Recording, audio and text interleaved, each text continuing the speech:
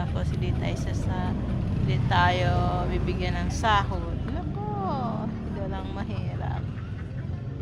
Meron lang akong pera, ako na lang magtitinda ng sarili ko. Kaya lang kapos sa buhay.